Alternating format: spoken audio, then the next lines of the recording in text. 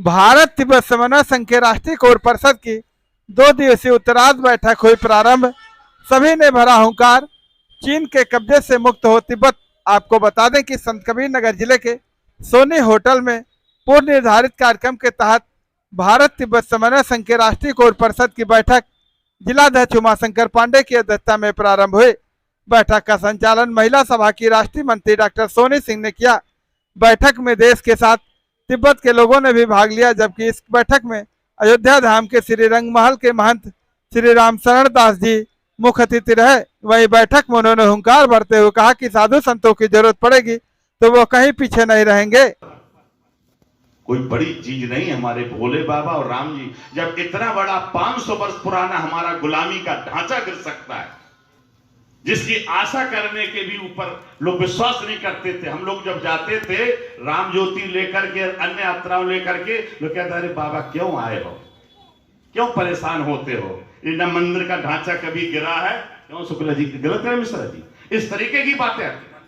आपके यहाँ भी हम कई कार्यक्रम, शिवराम चौहान उस समय सांसद थे, मेहदावल में ले गए जहां पर एक ऐसा ढांचा था जहां लोग डर रहे थे। उनका वही मैं करूंगा मीटिंग में, और मैं जबरदस्ती वही मीटिंग किया, और हमारी मीटिंग इतनी सफल हुई कि लोग कहने लगे कि आज तक गुरुजी यहाँ पर कोई मीटिंग नहीं कर पाए नाता ताइयों के नाचे। हमने कहा हम किस बात की तबाह हैं, अत्याचारियों से अगर डरेंगे तो एक दिन तो मुझे मरना ही है। मरने से कोई डरता है तो सबसे बड़ा कायर है। मरता तो वही व्यक्ति है जो कायरपन करता है। आवाज वही होता, अमर वही होता जो भगवान के लिए, धर्म के लिए अपना प्राण सवार कर देता है, वही माना। इसलिए मरने से, इसीलिए मेरा ये निवेदन है कि जब भी आप कहेंगे हमारे धर्माचार्य सब आपके लिए सदा आपके इस संगठन के साथ काम करेंगे।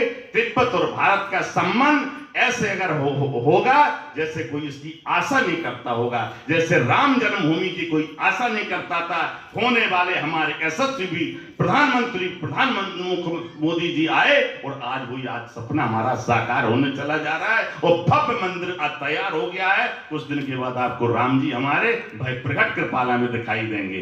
ये भी तो आशा से निराशा खड़ी हम आपको। इसीलिए ये आप लोग बिल्कुल संकल्प को पक्का कर ले, मजबूत कर ले। मैं विश्वास दिलाना चाहता हूं, मानसरोवर पर आप निःशुल्क जाकर के वहां पर जल चढ़ाएंगे, भारत सरकार भी आपका सत्कार करेगी। आने वाला समय हिंदू राष्ट्र होगा, तिब्बत का भाईचारा एक कायम होगा, और जो भाईचारा को दोगलापंथी तरीके से निभाते रहे वो आपसे इतने दूर हो जाएंगे। कहेंगे कि तिब्बत और भारत भाई भाई और चीन भाई गुलाम भाई, ये कह करके हम लोग कहेंगे। इसीलिए अपनी वाणी को विराम दे, हमको ऊर्जा मिलती है।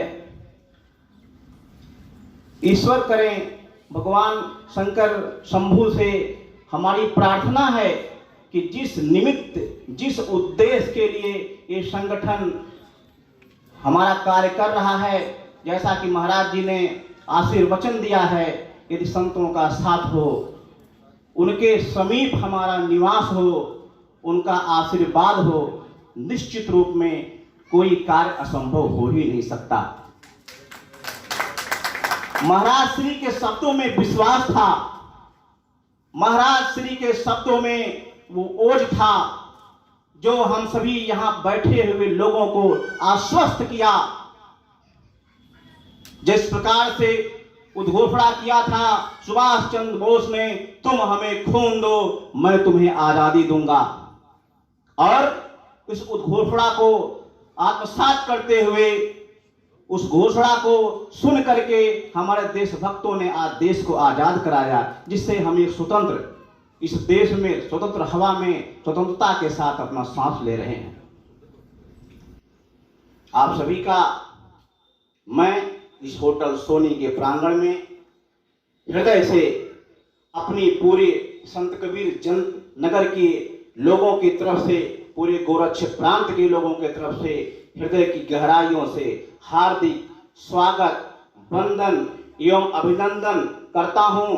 साथ ही साथ मैं डॉक्टर सोनी जी को बहुत हृदय से धन्यवाद देना चाहता हूं कि बहन ने एक बहुत बड़े कार्यक्रम का बीड़ा जो उठाया, और उस पर ऐसा प्रतीत होता है जैसे किसी घर शादी और विवाह होता है, तो वैसे ये सोनी सिंह जी, अनीता जय सिंह जी और हमारे राम कुमार सिंह साहब मतलब लगातार जब से ये चर्चा हुई कि बैठक यहाँ आयोजन होना है, उस संबंध में लगातार निर्देशन तोमर सर का मिलता रहा। उनके निर्देशन में हम लोग लगातार कार्य करते रहे और एक बहुत बड़ा आयोजन जो राष्ट्रीय आयोजन था उसको आपने लिया और हमारे एक आह्वान पे आपने अपना महत्वपूर्ण समय दिया। इसके लिए आप सभी लोगों का पुनः हृदय की गहराइयों से हृदय से वंदन है, अभिनंदन है। आप सभी लोगों के श्री चरणों में हमारा सादर प्रणाम, धन्यवाद। उमाशंकर जी, आप सभी से निवेदन है कि राष्ट्रगीत के लिए उत्तिष्ठ हो जाएं।